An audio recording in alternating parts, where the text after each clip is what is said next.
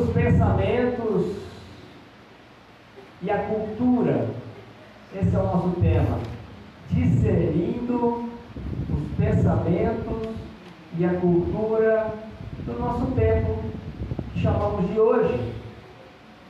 Discernindo, quer dizer, entendendo, buscando entender tudo isso que nós temos recebido em nossas casas, de informações, contra-informações também.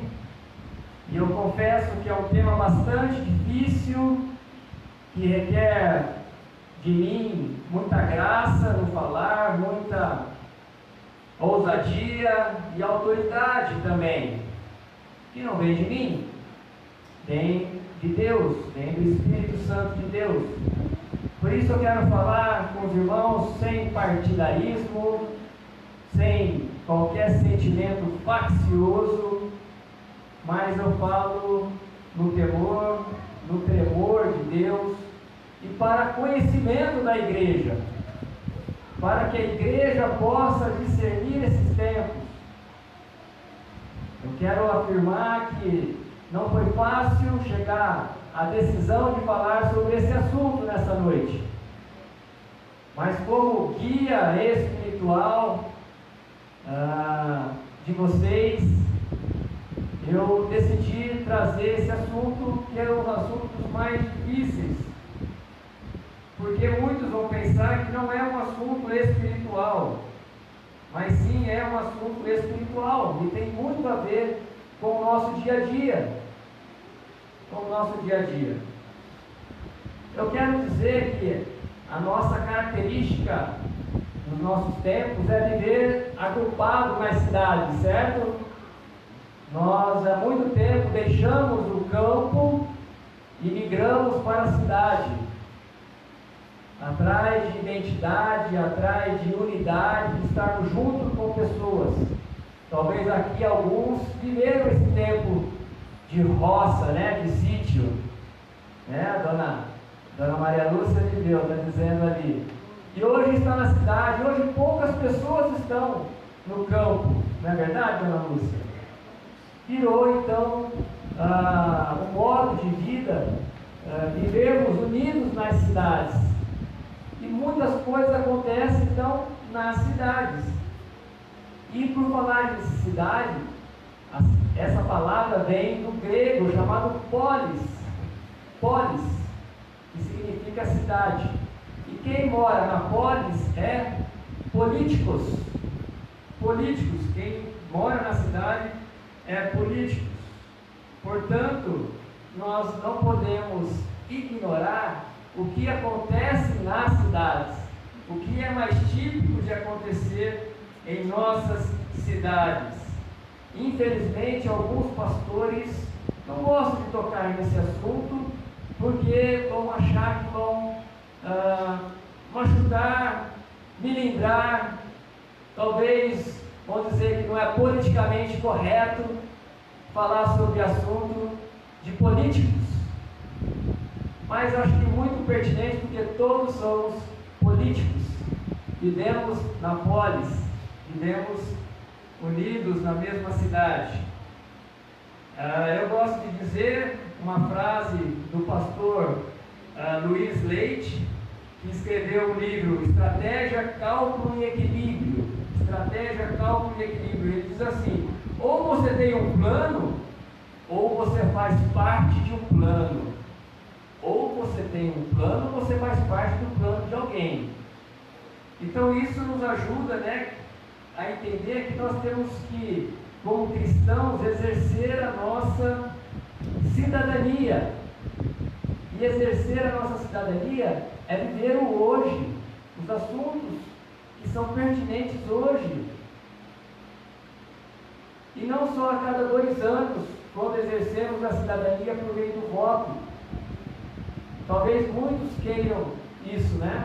Que você fique nessa ignorância, vamos dizer assim, sem o conhecimento. De a cada 2 anos vai lá e vota, e isso está bom demais para essas pessoas. O filósofo Platão disse que se você não gosta de política, tudo bem, mas você será governado por um político. Se você não gosta de política, tudo bem, você vai ser governado por político. Então, quer dizer, é melhor a gente entender, discernir um pouco sobre isso. Não podemos, irmão, de forma alguma ignorar que hoje há uma guerra pelo seu pensamento.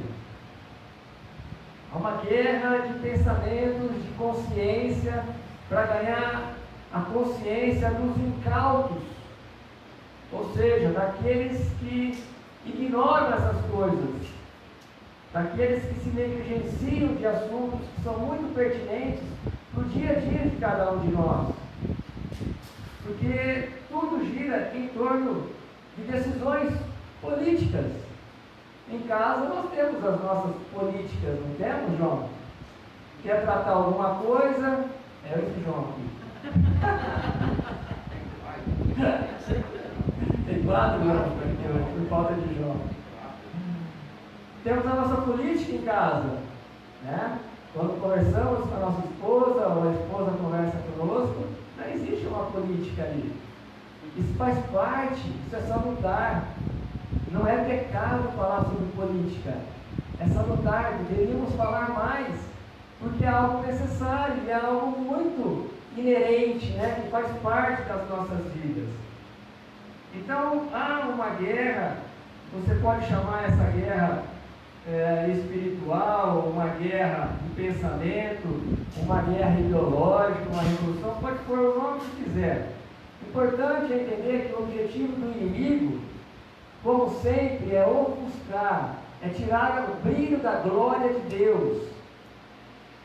Tá? É tirar, é uma luta espiritual. E o tinhoso, como sempre, né, ele quer ofuscar a glória de Deus.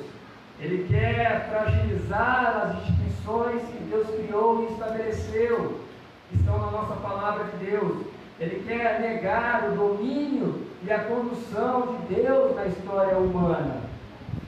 Ele quer abalar a moral e a ética e até mesmo negar a existência de Deus. Então, a guerra que nós estamos envolvidos, em última análise, irmãos e irmãs, é negar a existência do Deus que você crê e eu também. Nosso objetivo como filhos da luz, nosso objetivo, nosso propósito como os filhos da luz é fazer com que a luz de Deus resplandeça em todas as áreas da nossa vida. Resplandeça no nosso lar, resplandeça a luz de Deus no nosso trabalho, na nossa faculdade, escola, nos nossos negócios. Resplandeça a luz de Deus na política. Esse é um dos propósitos do ser humano, fazer com que a luz de Deus resplandeça em todas as áreas. Para isso, nós precisamos conhecer as estratégias que Deus nos dá em Sua palavra. Eu quero chamar você então para abrir e vamos ler juntos aqui 2 Coríntios 10, versículos 3 a 5. 2 Coríntios 10, versículos 3 a 5.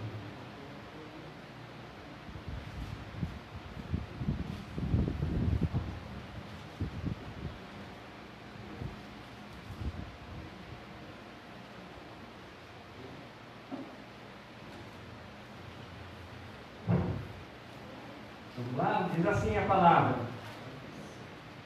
2 Coríntios 10, versos 3 ao verso 15. Pois embora vivamos como homens, não lutamos segundo os padrões humanos. As armas com as quais lutamos não são humanas. Pelo contrário, são poderosas em Deus para destruir fortalezas. Destruímos argumentos e toda a pretensão que se levanta contra o conhecimento de Deus e levamos cativo todo pensamento para torná-lo obediente a Cristo. Muito bem, irmãos. Nossas armas não são carnais. Se não são carnais, elas são espirituais. Para quê?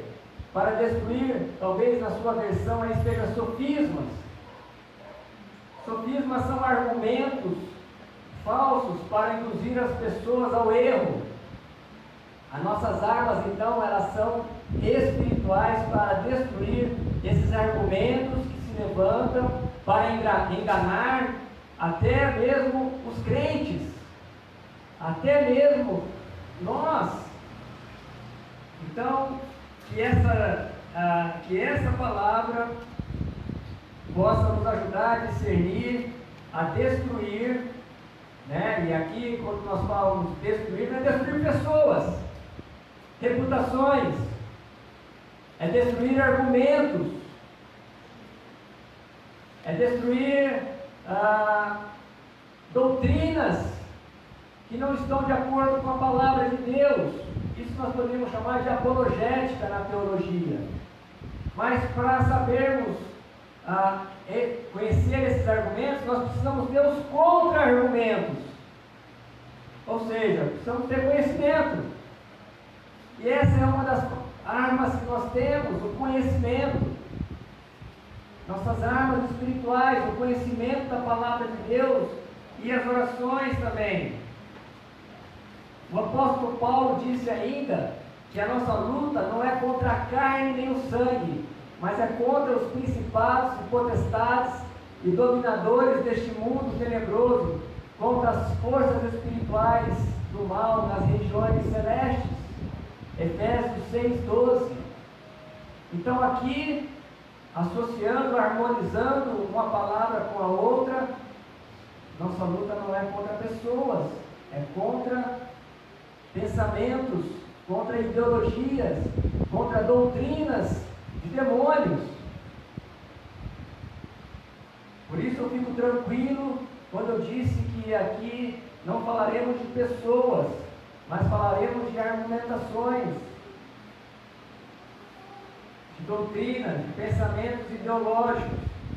E eu tenho tranquilidade para falar que você tem o livre-arbítrio. Você tem o livre-arbítrio para decidir. Ouvindo esta palavra, depois você decida qual caminho você quer seguir, qual argumento você quer adotar, qual pensamento você quer ter a respeito de política. Em primeiro lugar, a pós-modernidade, acho que eu já disse isso aqui, ela trouxe alguns conceitos, né, algumas culturas para nós. Lembra que eu já falei para vocês do pluralismo, do relativismo e da inclusão? Né? Percebe isso no dia a dia, essa pluralidade, né? Temos que aceitar tudo, essa relativização, o politicamente correto, a inclusão, temos que incluir tudo. E com isso ficamos assim meio que inibidos para nos posicionar, até mesmo colocar alguma coisa em termos de humor, porque não sabemos. Isso nos deixa em terreno, né, de areia, tipo areia movediça.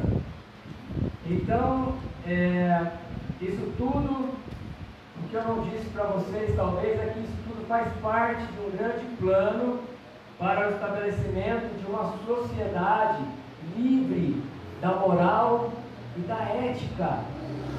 Aquilo que tanto prezamos como filhos e filhas de Deus, a moral e a ética. Isso faz parte, então, de um grande plano para desfacelar, e nós temos visto isso já, um desfacelamento da moral e da ética em nossos dias. E só há ainda alguns empecilhos para que isso aconteça de fato, porque a cultura dos países ocidentais, ela é predominantemente de religião judaico-cristã. E também nós temos aí um arcabouço jurídico de origem greco-romana. Isso tem sido um grande empecilho para aqueles que defendem essas ideologias de entrar em países que têm uma predominância cristã. Mas esse plano, um parênteses aqui, esse plano tem a intenção de estabelecer uma sociedade amoral. Uma sociedade amoral. Opa, amoral é diferente de imoral. Amoral significa que não existe moral. Não há diferença entre o bem e o mal. Entra no aspecto subjetivo. O que é bem para mim pode ser mal para você. O que é bem para você pode ser mal para mim. Isso não faz. Isso é amoral. O objetivo dessas pessoas é implantarem uma sociedade amoral em nosso meio.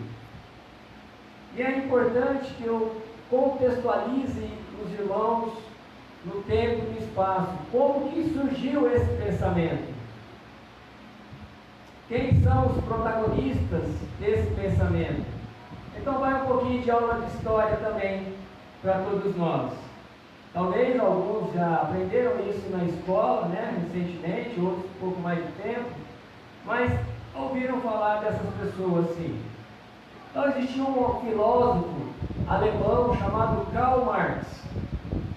Ele viveu no século XIX, ali na Alemanha, e uma das suas grandes obras foi o Manifesto do Partido Comunista, e também um outro livro, O Capital, o qual os seus discípulos depois deram o nome de marxismo.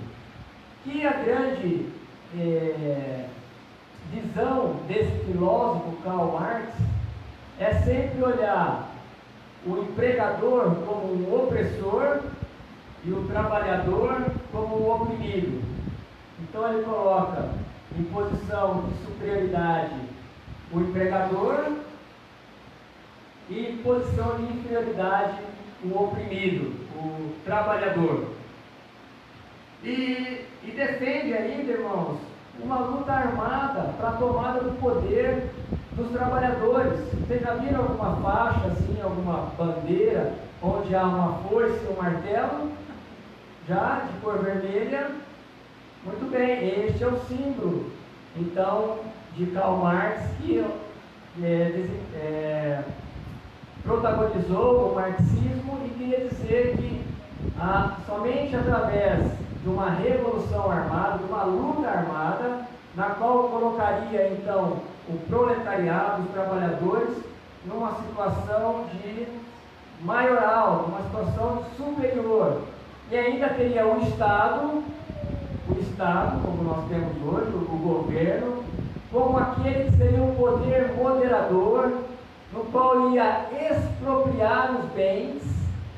Expropriar quer dizer tirar aquilo que você tem, a sua propriedade privada, ia tirar o que você possuiu, as suas heranças, o que você comprou ao longo dos anos, fruto do seu trabalho, ia retirar isso de você com a ênfase de uma necessidade pública e acabar assim com as desigualdades, atendendo a coletividade de forma igualitária. Muito bonito, né?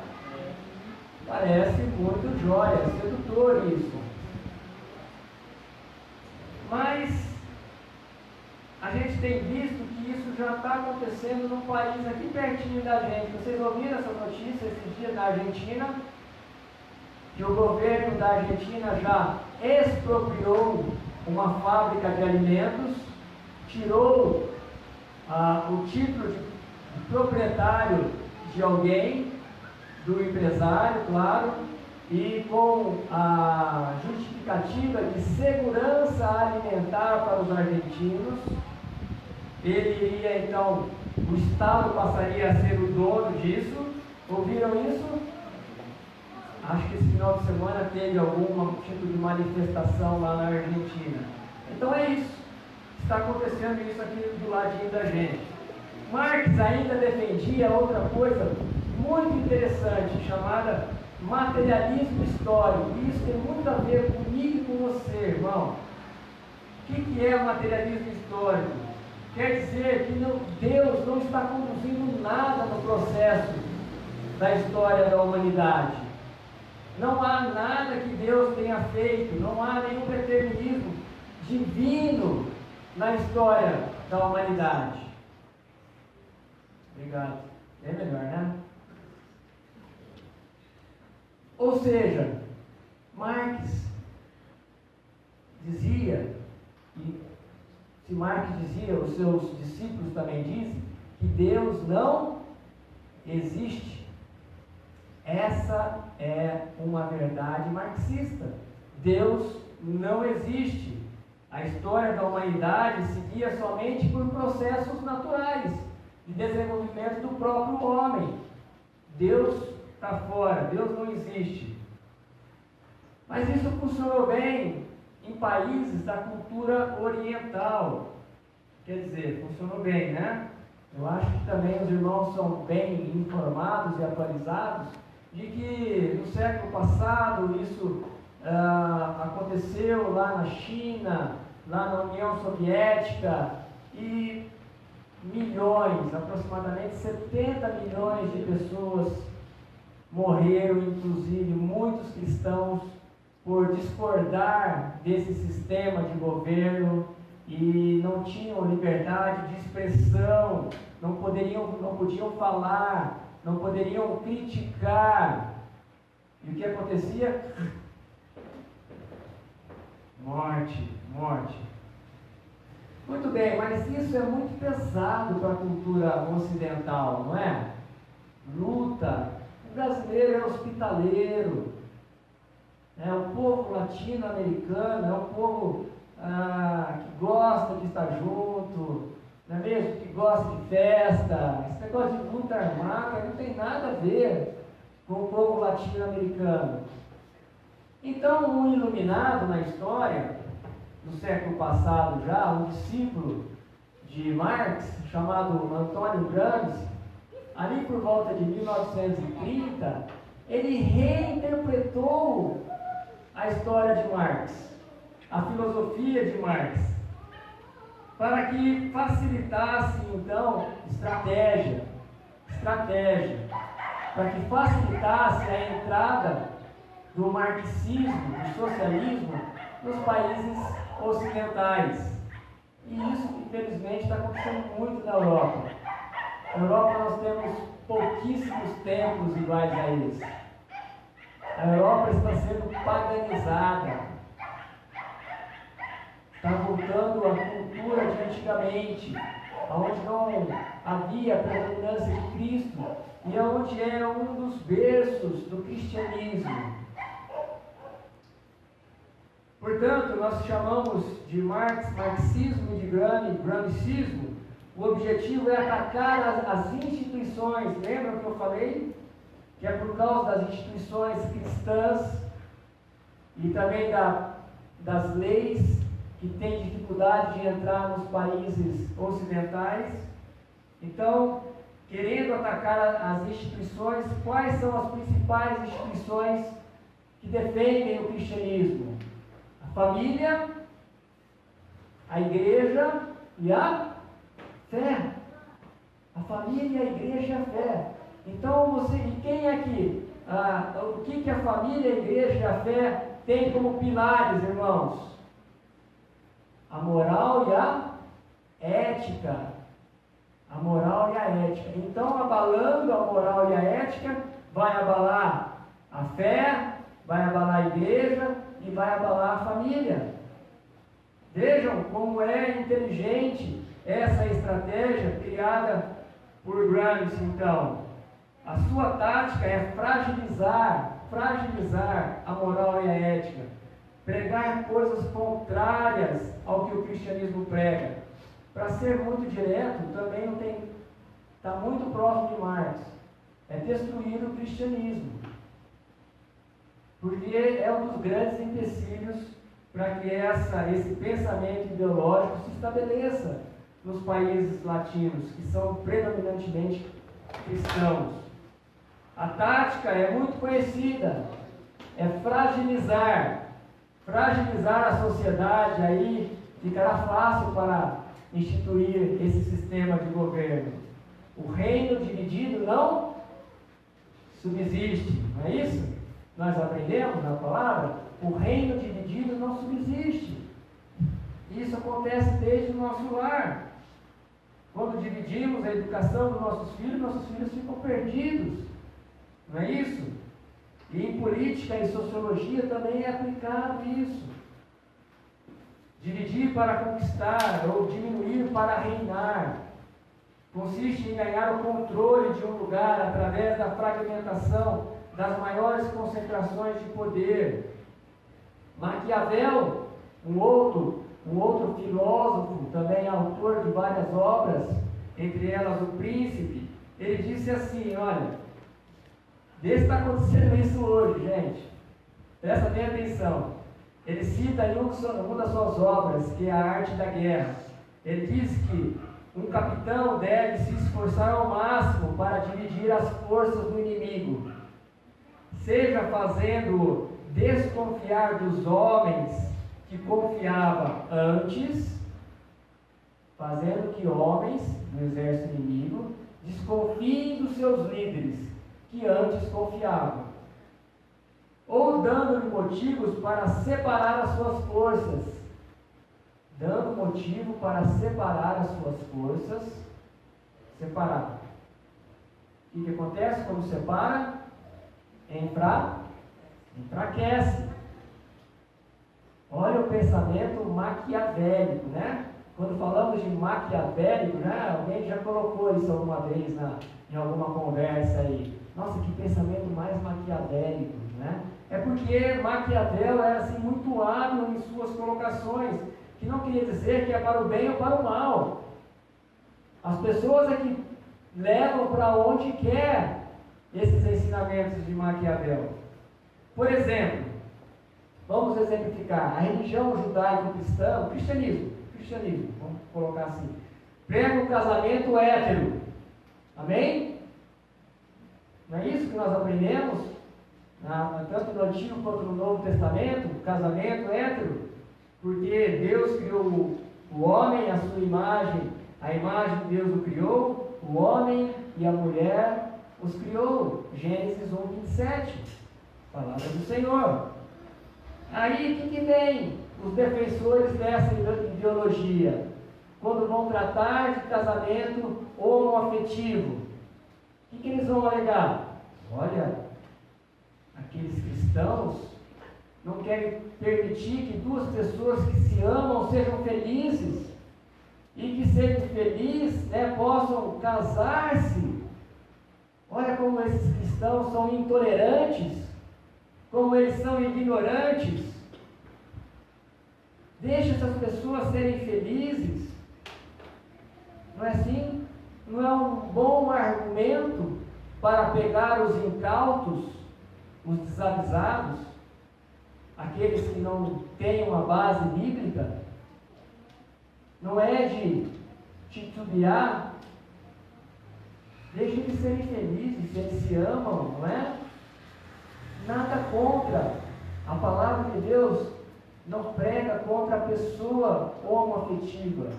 Prega contra a atividade homoafetiva. E isso sim nós falamos, porque nós cremos nisso. Então, esses ideólogos, seja de Marx ou de Gramsci, eles querem criar pares de antíteses. Pares de antíteses. Ou seja, casamento hétero versus casamento gay. Gays querem colocar gays contra héteros. Somos todos brasileiros. Não há diferença entre nós. Mas eles querem criar essa dicotomia, essa separação, essa briga entre gays e héteros. Querem criar, através dos seus movimentos, a confusão, contendas. Isso é estratégia, irmãos e irmãs. Cristo nos ensina a amar todas as pessoas, independente do que são. Não quer dizer que precisamos aceitar isso, mas devemos amar as pessoas. Outros pares de antíteses: negro versus branco não que está em moda hoje, que está acontecendo lá nos Estados Unidos, aquela quebradeira. E vamos dizer que essa quebradeira é por causa de uma política antirracista. Não vejo nada de antirracista nisso, a não ser fragilizar a sociedade americana. Não há outro propósito senão fragilizar o governo americano. Precisamos discernir essas coisas. Outras antíteses, homem contra mulher. Aí surge o quê? Movimento feminista. As mulheres têm que se emanciparem, têm que ter seu lugar na sociedade. Mas Jesus sempre pregou isso. Quando Jesus falou para as esposas, sejam submissas aos seus maridos, amem as suas esposas. E na conclusão desse assunto sobre família, sobre casamento, ele diz assim, ou melhor, antes de começar isso, antes, ele fala: sujeitem-se uns aos outros. Sujeitem-se uns aos outros. E aí ele vem e fala sobre casamento, papel do homem e da mulher. Então tem subordinação. Jesus já falou sobre isso há 2000 anos. Não tem superioridade entre homem e mulher, somos todos iguais. Entre branco e negro, somos todos brasileiros. Aqueles que defendem isso é que são racistas, na verdade. Ou melhor, nem racistas são. Eles querem fragilizar, querem dividir, separar, para ganhar. Olha outros, pais contra filhos. Lembram a lei da palmada? Lembram que foi criada uma lei da palmada há alguns anos? Isso veio fragilizar a educação dos pais sobre os filhos. No inconsciente coletivo dos pais, eu não posso mais dar umas palmadas nos meus filhos quando eles desobedecem. Palmada não é humilhar, tirar a dignidade do filho, espancar. Não é isso. Palmada é o que nós conhecemos no ensino bíblico. Ensina as crianças no caminho que elas devem andar, e quando forem adultos, não se desviarão dele. Outra antítese, professor e aluno. Temos aí na nossa educação o chamado Paulo Freire, que defendia isso. Falava que os professores oprimem os alunos, e os alunos deviam ser críticos em relação àquilo que estavam recebendo. Outro par de antítese, que é a virgindade contra o sexo livre das meninas, dos meninos. Tem que ter sexo antes, para saber como é que vai ser o casamento. Isso é uma corrente ideológica que está tomando conta da nossa mocidade. Outro par, casamento versus morar juntos.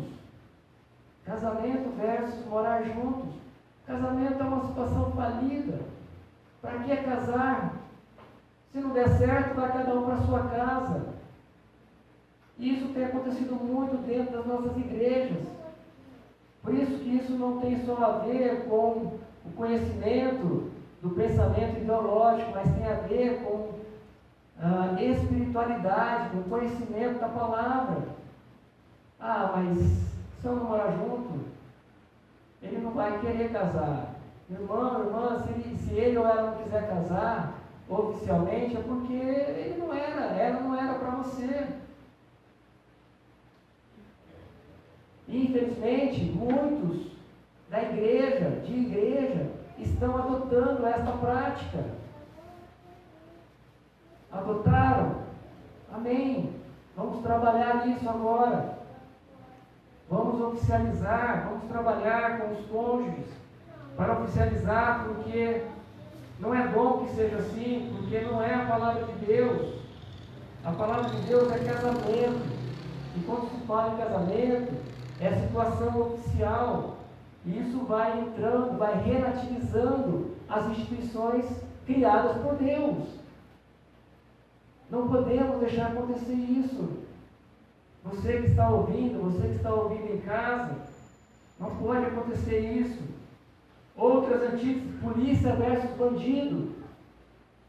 Fragilizar a instituição polícia militar, polícia civil, armas e proibição, governos e súditos, estrangeiro e brasileiro. E a outra, e aqui eu encerro esses pares de antíteses, ciência e fé. Ciência não tem nada a ver com fé. Aliás, muitos cientistas são marxistas. E se nós olharmos para a história, a gente vai ver que os principais cientistas físicos eram cristãos, protestantes. O Sir Isaac Newton era evangélico, era protestante. Olha a contribuição desse homem para a história. Lá no século XVI, no século passado, Albert Einstein, físico, evangélico, cristão, protestante. Olha a frase que ele deixou para nós em uma das suas obras: a ciência sem a religião é manca. A ciência sem a religião é manca. A religião sem a ciência é cega. A religião sem a ciência é cega. Olha que homem de Deus, um cientista, um físico. Ciência e fé andam juntas. Andam juntas. Foi o nosso Deus que criou a ciência. Não há nenhuma dicotomia nisso. Então, irmãos, nessas antíteses entre o bem e o mal, o objetivo é incutir em você que sempre há um opressor e um oprimido. Sempre há, então, o opressor e a figura do oprimido. E isso vem junto com aquela palavrinha, né, que está muito em moda, que eu já falei aqui, que é do relativismo, do politicamente correto. Então, para fragilizar, vamos relativizar. Quer dizer que não existe moral absoluta. A lei não pode ser absoluta, muito menos os costumes. Muito menos os costumes. Os irmãos estão entendendo até aqui? Estão? Amém? Amém. Preciso que vocês fiquem com atenção aqui comigo, gente. Vamos renovar aí o estoque de atenção e paciência, porque o assunto é muito importante. Nós ainda vamos ver, né, as estratégias que Deus quer nos dar. Outra estratégia muito interessante desse pensamento ideológico é infiltrar, é a produção, é a formação dos intelectuais orgânicos. Eles querem infiltrar esses intelectuais orgânicos. Ou seja, orgânico significa de dentro para fora, de dentro para fora. Então eles colocam esses intelectuais onde? Nas artes, no entretenimento. Coloca esses intelectuais orgânicos na imprensa. Colocam esses intelectuais orgânicos na OAB, na Organização dos Advogados do Brasil. Colocam esses intelectuais orgânicos aonde? Na magistratura, nos tribunais superiores. Colocam também no Ministério Público. E, logicamente, colocam onde mais? Congresso Nacional, nas faculdades, nas universidades. São os maiores polos de formação desses intelectuais orgânicos. Aqueles que vão disseminar esse pensamento por todas as áreas. Você sabia que existe um projeto de lei chamado Projeto Poliamor? Por falar dos intelectuais orgânicos aí no Congresso Nacional. Quem ouviu falar desse projeto de lei Poliamor? Não? Escuta essa. É um projeto que autoriza o casamento entre pessoas consanguíneas. O que significa pessoas consanguíneas? Pessoas que têm o mesmo sangue. Ou seja, casamento entre pai e filho, entre irmãos. Isso é casamento consanguíneo. Vocês duvidam? Vão dar uma olhada. Entra no YouTube e procura a lei do poliamor. Sabe quem que é o autor dessa lei? Que partido? O autor é difícil, mas que partido seria? O Partido Comunista Brasileiro. É o partido que defende tudo isso que eu estou falando, um deles. E o deputado chama-se Orlando Silva, daqui do estado de São Paulo. Então o que diz, né? Também defende uma coisa boa, e não para nós, né? Mas uma coisa boa aí para o mundão, a poligamia.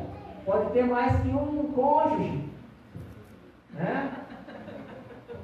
Defende o casamento homoafetivo. Eu não sei se também defende o casamento com animais, tá? Mas também tem rumores, projetos a respeito disso. Você vai ver, tá, gente, isso tudo é para abalar a moral e a ética, gente. Tá? A gente precisa ler, precisa estar antenado, não pode ficar alienado das coisas. Há muitas pessoas aí transando com árvores. Já ouviram? É o poliamor. O que importa é o amor. Isso aí está sendo chamado de Estatuto da Família do século XXI. O Estatuto da Família do século XXI. A base, então, da família é o amor. O que importa é amar. É bonito, né? Vai pegar os incautos. Ou seja, implode o conceito de família tradicional. Família cristã tradicional, papai, mamãe, filhos. Acaba com isso. Relativiza. Ouviu dizer? Mais uma, vai, para encerrar esse rol de projetos absurdos, exóticos. Só falta cerca. Também, diabólicos. A pedofilia, alguém ouviu falar? Estão querendo descriminalizar a pedofilia, que o autor da pedofilia, ele sofre de problemas mentais, e aí então ele vai para um sanatório mental, ao invés de ir para uma cadeia, bem guardado, né? Ao lado daqueles outros presos, que não pode nem ouvir falar sobre os pedófilos, porque vocês aí, na mente de vocês já sabem o que acontece com esses estupradores, pedófilos, quando entram nas cadeias públicas. E aí tem a legalização do aborto, né? Com a ênfase de que a mulher é dona do seu corpo, isso vai e volta, né? Muito bem.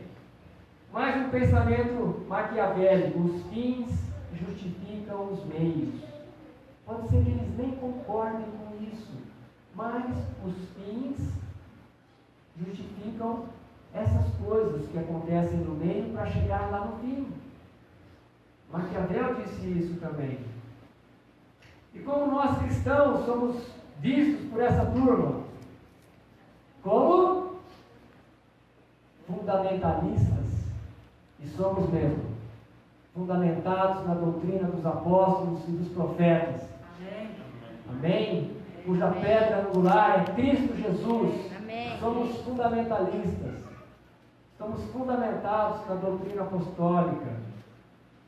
Mas não é só isso. Chama a gente de radical. Pode chamar.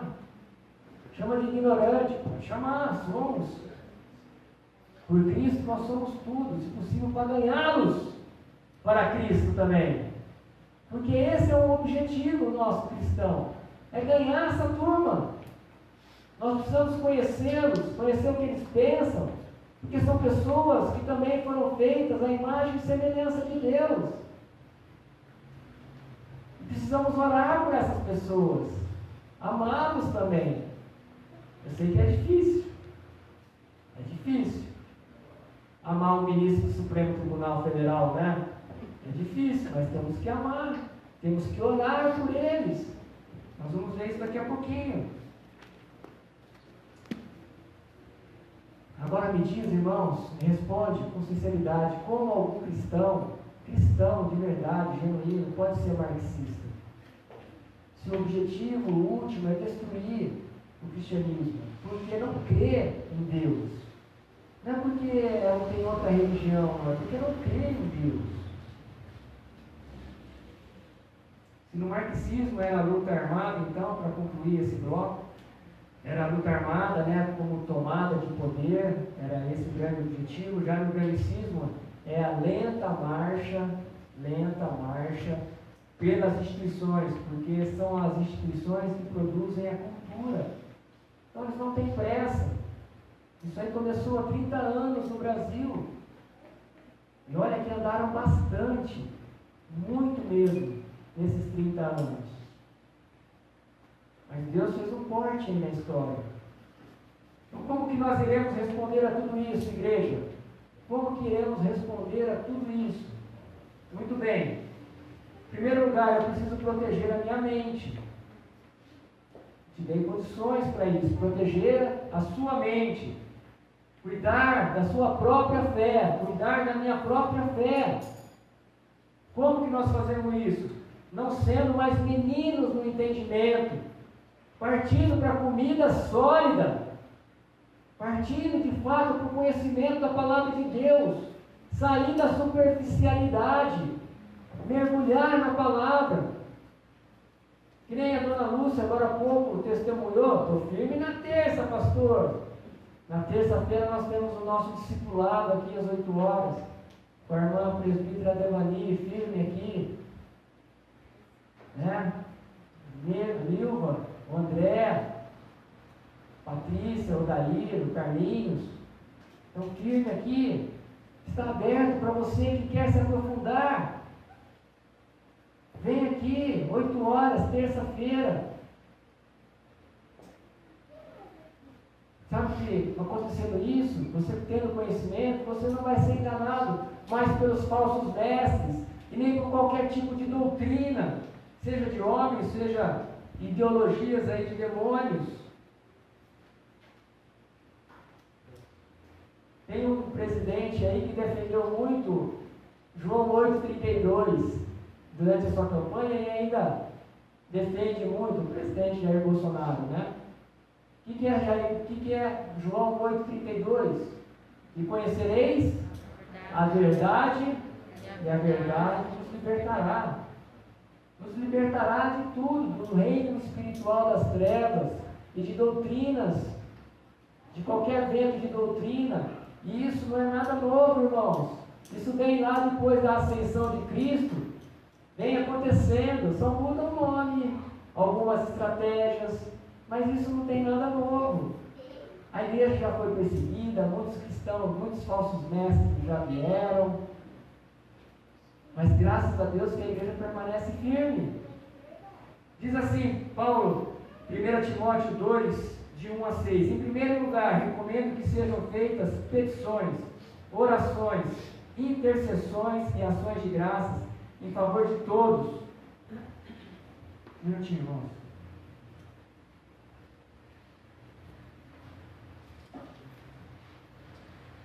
Façam orações, intercessões e ações de graça em favor de todos, em favor dos reis e de todos que exercem autoridade, para que tenhamos o quê? Uma vida pacífica e tranquila, caracterizada por devoção e dignidade. Isso é bom e agrada a Deus, nosso Salvador, cujo desejo é que todos sejam salvos e conheçam a verdade, pois há um só Deus e um só mediador entre Deus e a humanidade, o homem Cristo Jesus. Ele deu a sua vida para comprar a liberdade de todos. Ele deu a sua vida para comprar a liberdade de todos. O que nós devemos fazer como crentes? Orar pelas autoridades, interceder. Vamos parar de só me dá, Senhor, me dá. Vamos parar com essa oração de me dá. Vamos interceder uns pelos outros, vamos interceder pelos reis, pelas autoridades. Quem está no poder é o presidente Jair Bolsonaro, vamos orar por ele. Se Fernando Haddad tivesse ganho, vamos orar por ele.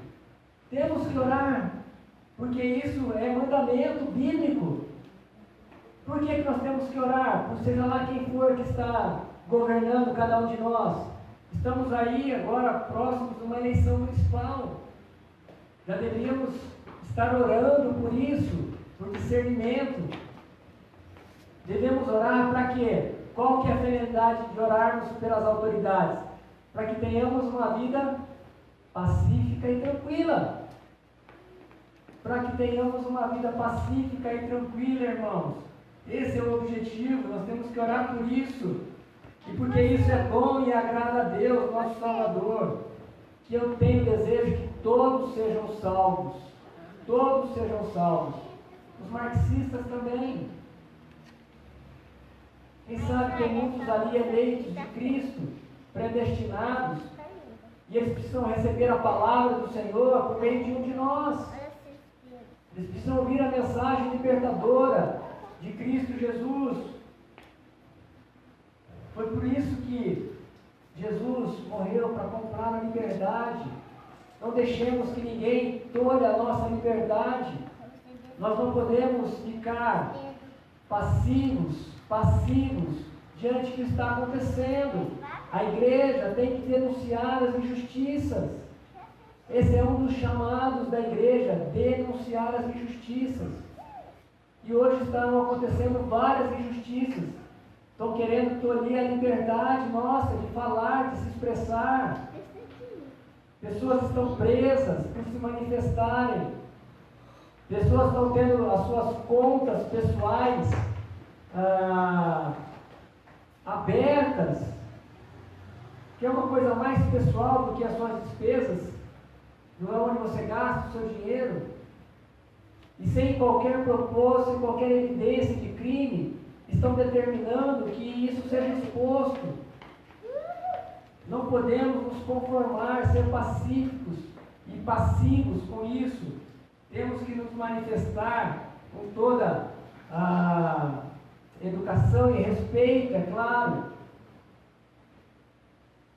Paulo ainda em 1 Timóteo 4, 1 a 3 diz o seguinte: o Espírito afirma claramente que nos últimos tempos alguns se desviarão, ou talvez na sua palavra, na sua Bíblia fala apostatarão da fé, dando ouvidos a espíritos enganadores e a ensinamentos de demônios, que vêm de indivíduos hipócritas e mentirosos, cuja consciência está morta, está cauterizada.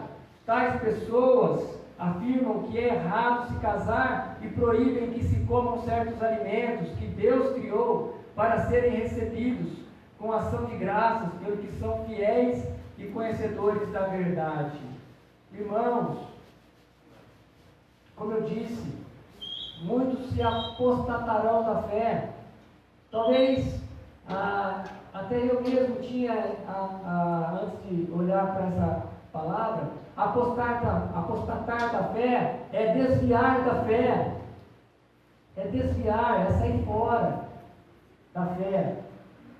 Ou seja, apostatar da fé é eu cair na gandaia, é eu ir atrás aí da prostituição, do sexo livre, das drogas, da bebida. Talvez no seu conhecimento, apostatar da fé seja isso, mas não é.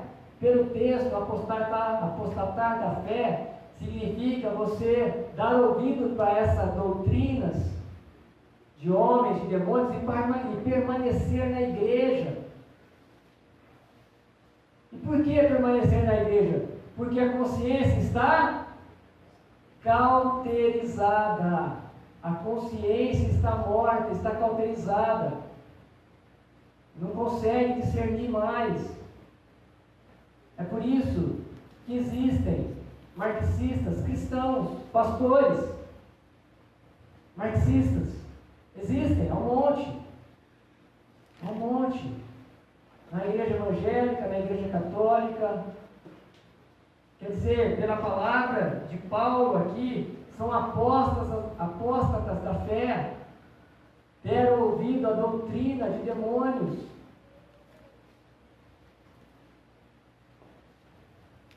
Isso é muito grave, e eu falo isso com temor e tremor.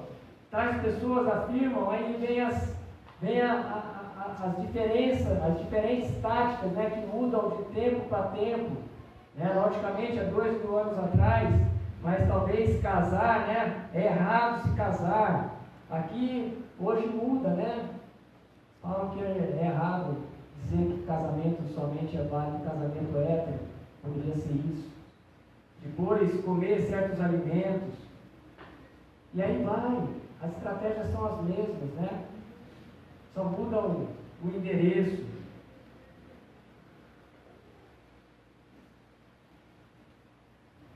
Muito bem, irmãos, vamos discernir.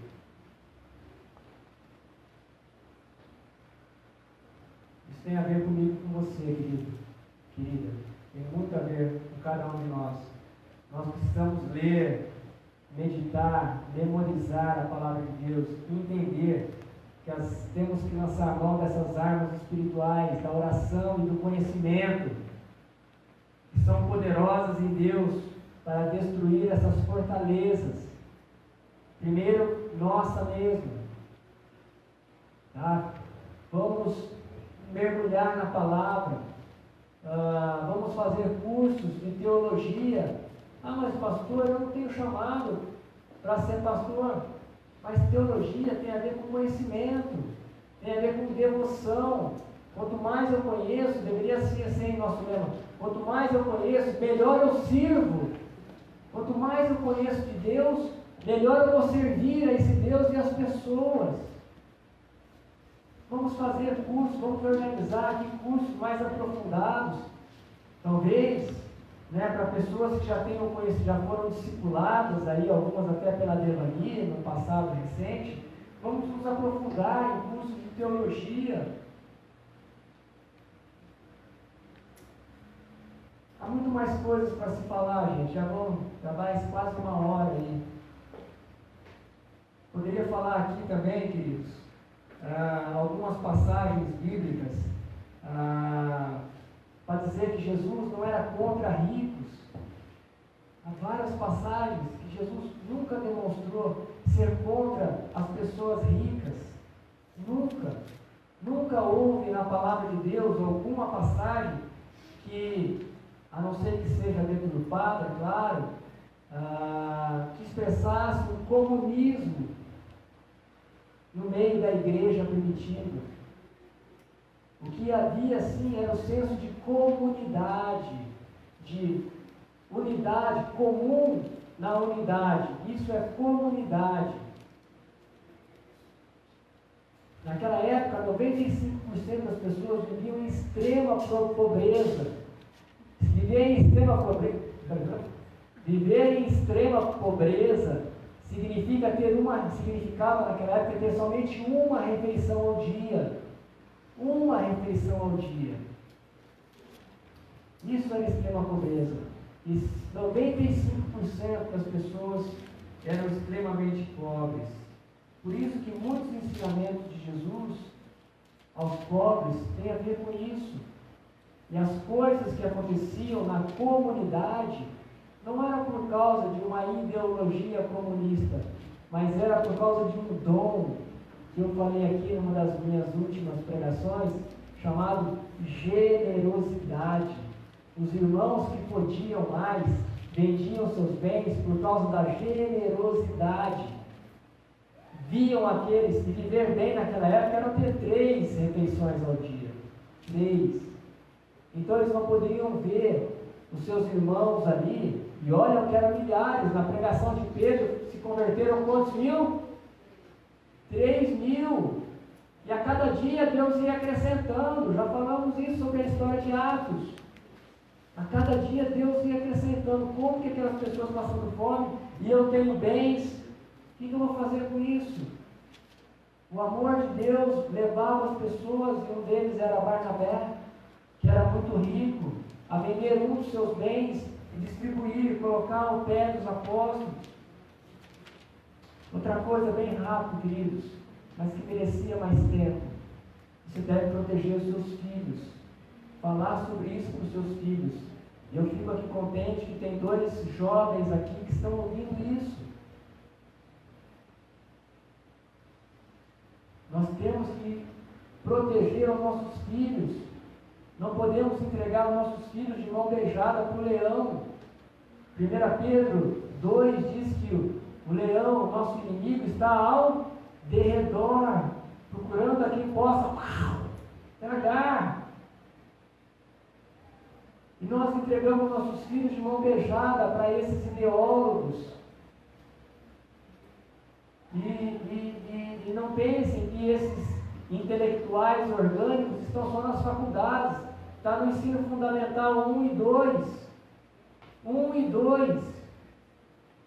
E se você não falar isso para os filhos de vocês, se eles não saírem de casa e irem para a faculdade com a teologia, né, como os hebreus faziam desde cedo, incutir na cabeça dos seus filhos, quando? Todo tempo, em todo momento, andando no caminho, no acordar, no anoitecer, falar que Jesus é o Senhor. Ouve Israel, o Senhor, nosso Deus é o único Senhor, chamado Shema.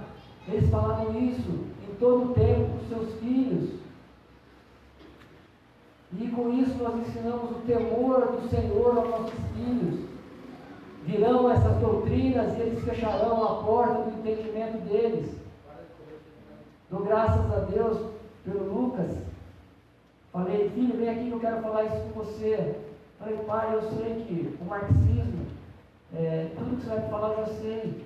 Porque o marxismo não acredita em Deus.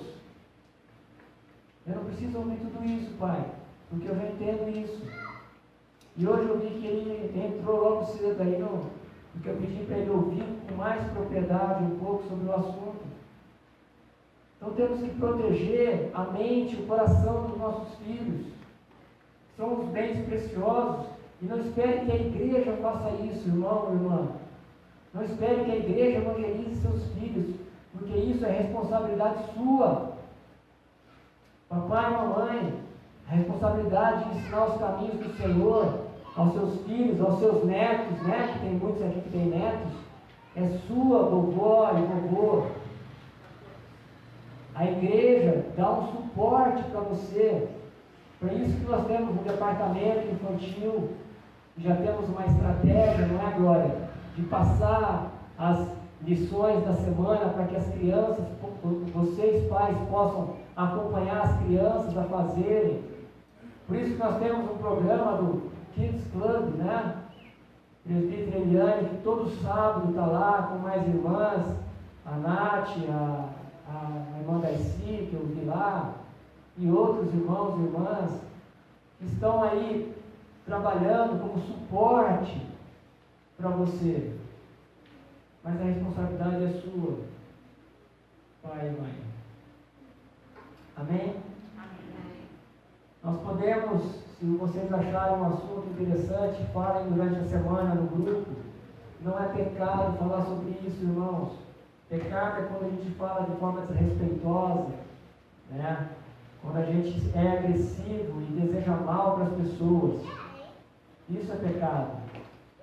Mas quando nós falamos abre os olhos para isso, significa o quê? Opa, não vou ficar alienado sobre isso. Ninguém vai me enganar mais sobre isso. E eu vou passar adiante isso. Que essa palavra possa ser multiplicada. Multiplique isso para as pessoas que você conhece.